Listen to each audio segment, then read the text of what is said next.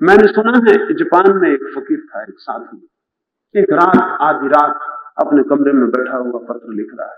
किसी ने दरवाजे पे आके धक्का दिया, कोई चोर। दरवाजा अटका था, खुल गया। चोर ने समझा था साधु सो गया होगा। साधु ने आंखें उठाई ऊपर, चोर घबरा गया, उसने छुरा निकाल लिया। साधु ने कहा, छुरे को भीतर रखो, यहां कोई जरूरत ना पड़ेगी, आओ अंदर आ जाओ। चोर इतना घबरा गया, इसलिए नहीं कि साधु के हाथ में कोई छुरा था। जिसके हाथ में छुरा है उससे बहुत घबराने की जरूरत नहीं, क्योंकि छुरे के खिलाफ छुरा उठाया जा सकता है। वो साधु निहत्था बैठा था और जोर से हंसने लगा। उसने कहा, रख लो छुरा भीतर, कोई जरूरत ना पड़ेगी, आओ बैठ जाओ। कैसे आए, बड़ी बात आए। वो आदमी घबराहट में बैठ गया।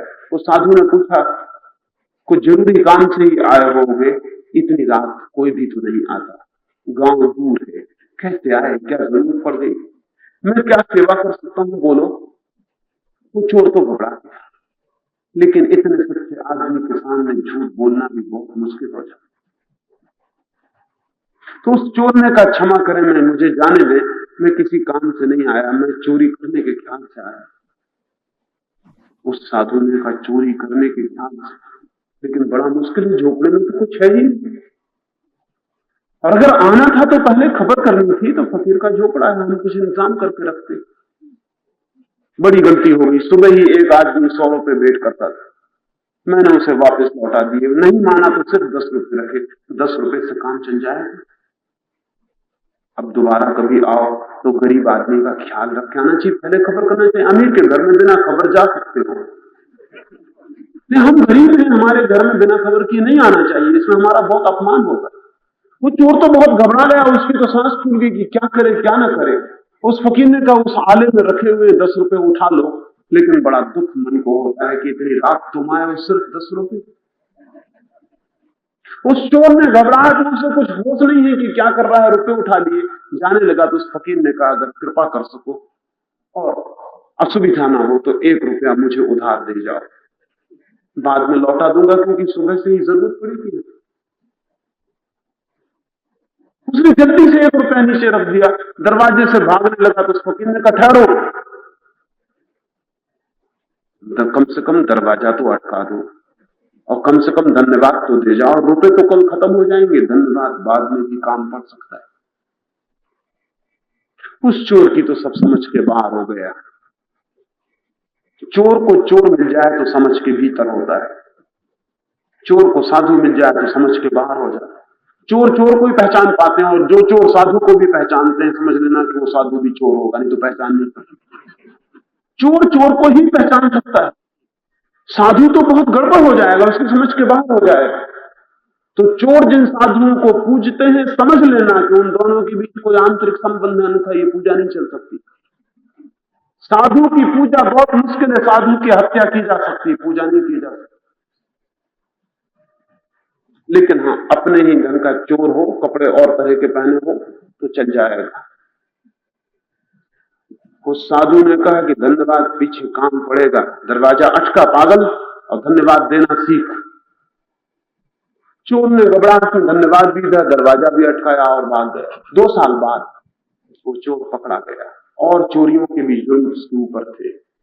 ये चोरी का भी पता चल गया अदालत को, तो साधु को बुलाया गया पूछने के लिए, क्या इसने कभी तुम्हारे यहां चोरी की थी? चोर डरा हुआ था, क्योंकि साधु की इतनी, उसके शब्द का इतना मूल्य था कि अगर वो कह दे कि हाँ ये एक दफा चोरी करने आया था, तो फिर सब प्रमाण व्यर्थ थे, फिर चोरी सिद्धि हो गई। चोर डरा हुआ कप रहा है। साधु गया, जज ने पूछा, इसने कभी चोरी की है? उस साधु ने गौर से देखा, इसने कहा, चोरी? चोरी की बात ही अलग, यह आदमी बहुत अद्भुत है। 1 रुपया इसका मुझे उधार देना है, 2 साल से खीसे में रखे घूम रहा हूं, इसका कोई पता नहीं। ये रुपया ले, फिर मिला कि नहीं मिला वो तो अदालत की कृपा है कि तू मिल गया, ये रुपया संभाल अपना, हम मुसीबत में पड़े हुए हैं कि रुपया कैसे लौटाएं। जज ने कहा, कहां का रुपया, ये क्या मामला है? उस साधु ने कहा, 9 रुपए 10 रुपए मैंने इसे भेंट किए थे, भेंट के बदले में इसने धन्यवाद दे दिया था, वो बात खत्म हो गई। 1 रुपया इससे मैंने उधार लिया था, वो मुझे वापस लौटाना। और इसको आप चोर कहते हैं? ये चोर नहीं, अगर ये चोर होता तो चोरी करने की जरूरत ही ना पड़ती। चोरों को चोरी करने की जरूरत नहीं, राजधानी में बड़े बड़े महल बना के वो बैठे हुए। चोर को चोरी की कोई जरूरत ही नहीं। ये चोर तो इसको चोरी की क्या जरूरत होती है? अब तक महल खड़े कर लिया, तो तिजोरियां भर ली होती है। ये आदमी बहुत सीधा साधा है। जस तो बहुत घबराया, उसने कहा सीधा साधा, आप कहते हैं आपके घर ये चोरी करने नहीं गया? उसने कहा पागल है ये, जिस घर में कुछ भी नहीं है 2 मील गांव छोड़ के वहां गया। ये बहुत दीनहीन है, ये बहुत दरिद्र है, ये चोर कैसे हो सकता है? ये दया योग। और जिस समाज ने इसे इतना दीनहीन बनाया वो समाज चोर है। लेकिन ऐसे आदमी को समझना बहुत मुश्किल हो जाए। ये आदमी इस चोर में भी चोर को नहीं देख पा रहा है, इस चोर में भी ये और कुछ देख पा रहा है जो हमें दिखाई पड़ना मुश्किल हो जाए। क्यों? हम तो इसमें चोर ही देखना चाहेंगे ताकि हमारे भीतर के चोर को राहत मिल जाए। दूसरे की तरफ देखकर हम अपने को तृप्त कर रहे हैं।